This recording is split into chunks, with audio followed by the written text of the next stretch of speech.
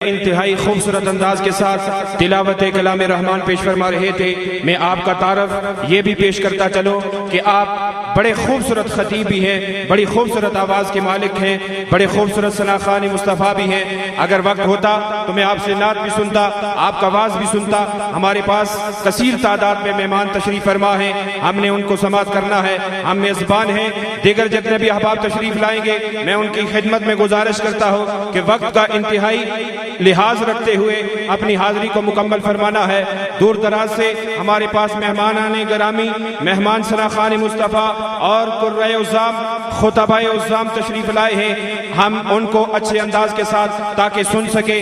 دیگر جتنے بھی احباب دور و نزدیک سے تشریف لائے، میں تمام احباب کو دل کی عمیق گہرائیوں سے خوش آمدید کہتا ہوں۔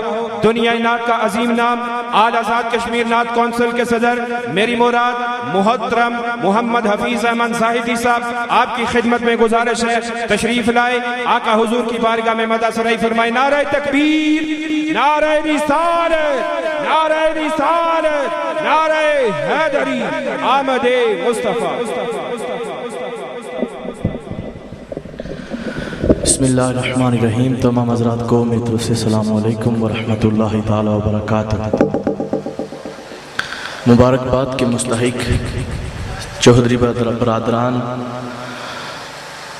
اور ہمارے برادر اکبر خطیب اہل سنت، ہمارے سروں کے تاج، ہمارے دلوں کی دھڑکن، ہمارے نہایت ہی دیرینہ دوست حضرت علامہ مولانا کبیر صدیقی صاحب دامت برکاتہم القدسیہ، جنہوں نے ہم کو حکم فرمایا اور ہم آپ کے سامنے حاضر ہوئے۔ اسٹیج پہ جلوہ فرما عالم اسلام کی خوبصورت آواز، خطیب اہل سنت، مجاہد اہل سنت حضرت علامہ مولانا فیض الحق نقشبندی صاحب دامت برکاتہم القدسیہ، تھوڑی دیر بعد آپ ان کا خطاب سماعت فرمائیں گے۔ محبت سے کوئی زبان خاموش نہ رہے اپنے آقا کی بارگاہ میں، کوئی زبان خاموش نہ رہے، اپنی اپنی حاضری پیش کرنی ہے۔ چند لمحات ہیں اور یہ مت سوچیں کہ یہ جو دھوپ ہے تو یہ آپ کو تنگ کر رہی ہے۔ وہ دن بھی آئے گا جب حشر کا دن ہوگا، سورج سوا نیزے پر ہوگا اور زمین تانبے کی طرح تپی ہوئی ہوگی، نفسہ نفسی کا عالم ہوگا، تب اور کوئی بچانے والا نہیں ہوگا۔ آئے گا بچانے والا تو صرف آمنہ کا لال آئے گا۔ اسی آمنہ کے لال کی بارگاہ میں آپ سب سے گزارش ہے کہ یہ جو خلا ہے آپ کے سامنے، اس کو پر کریں، آگے آگے ہوتے جائیں۔ سرکار کی محفل میں آ کر یہاں دور دور کر بکھر کر نہ بیٹھا کریں، کیونکہ یہ وہ محفلیں ہوتی ہیں کہ یہ ہمیں مل جل کر بیٹھنے کا پیغام دیتی ہیں، اور ان محفلوں میں بھی بیٹھ کر اگر ہم اس طرح بکھر کر بیٹھیں تو پھر مزہ نہیں ہے۔ محبت سے اپنے آقا کی بارگاہ میں کوئی زبان خاموش نہ رہے، پڑھ لیجئے صلی اللہ علیہ یا۔ جو بندہ درود شریف نہیں پڑھتا، درود شریف سے بڑی کوئی عبادت نہیں ہے، درود شریف سے بڑی کوئی نعت نہیں ہے۔ جو بندہ درود شریف نہیں پڑھتا نا، اس کو نہ نعت سننے کا حق ہے، نہ نعت پڑھنے کا حق ہے، نہ کوئی اور عبادت کرنے کا حق ہے۔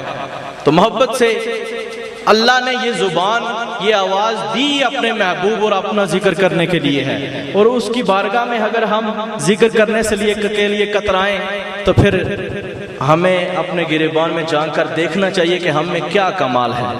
یہی کمال ہے کہ یا اللہ تیرا شکر ہے کہ تو نے ہمیں اپنے محبوب کی امت میں سے پیدا کیا ہے۔ محبت سے پڑھیے صلی اللہ علیہ یا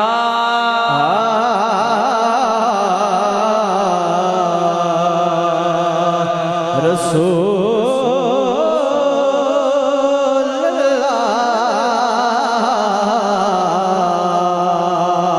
وسلم علیکہ یا حبیب اللہ۔ جس روز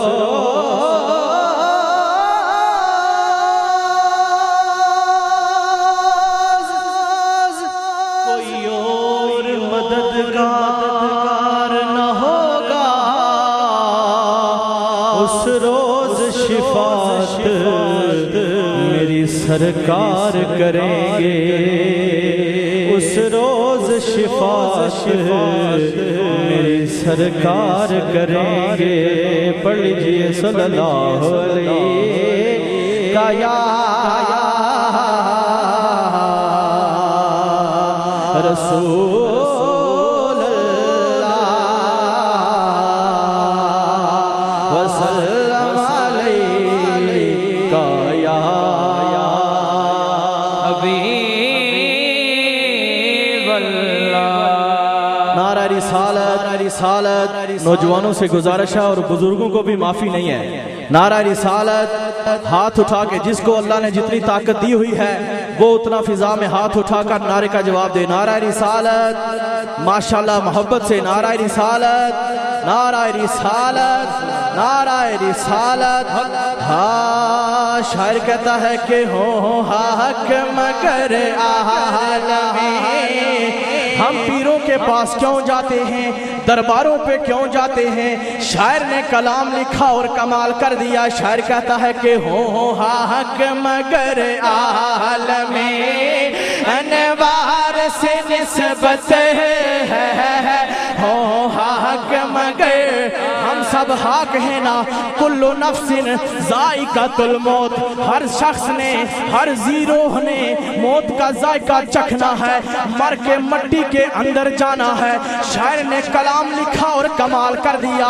شاعر کہتا ہے کہ ہو حق مگر عالم انوار سے نسبت ہے، ہو حق مگر وہ حق مجھ میں کمال رکھا ہے، وہ مجھے تو مصطفیٰ نے سنبھال رکھا ہے، میرے عیبوں پہ ڈال کر پردہ مجھ کو اچھوں میں ڈال رکھا ہے، میں اجاز کب کا مر جاتا یا رسول اللہ تیرے ٹکڑوں نے پال رکھا ہے، ہو حق مگر عالم نوجوانوں سے